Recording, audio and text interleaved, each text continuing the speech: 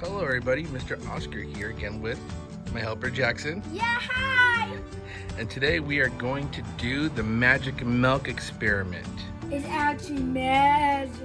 For our experiment today, you will just need a few simple ingredients: dish soap, cotton swabs, some milk, food coloring, and a container for your project. Okay, our first step is to pour the milk in our container. Go ahead and do that, Jackson. Make sure you cover the whole plate. There we go. All right, that's enough. Thank you.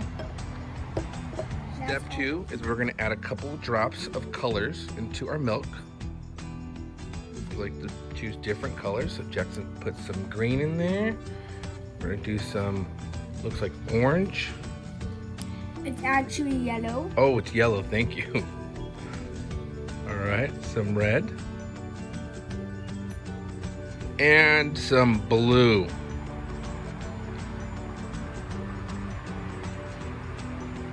Our guess. What's the scientific guess again? Hypothesis. Hypothesis. So last week we worked with chemical reaction. Today's a chemical process. So before we start, tell me, what is your hypothesis? It'll make waves of colors.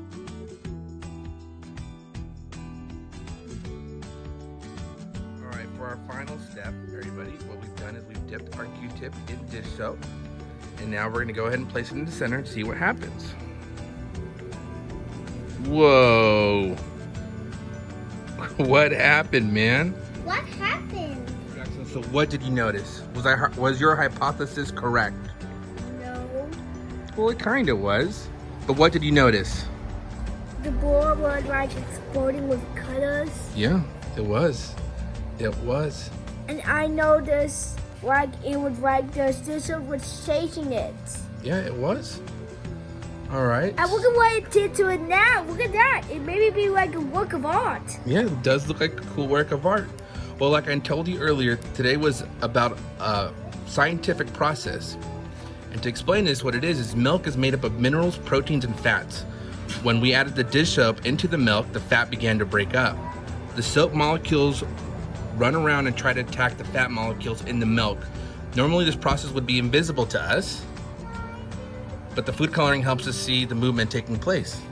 Oh, did you add more? Look at that. See, it happened again. Put it in there. See, that means that, what do you think that means? That means like that's what you said. The dish soap is absorbing, trying to eat the fat. Yeah, so that means that there's more fat molecules in this milk.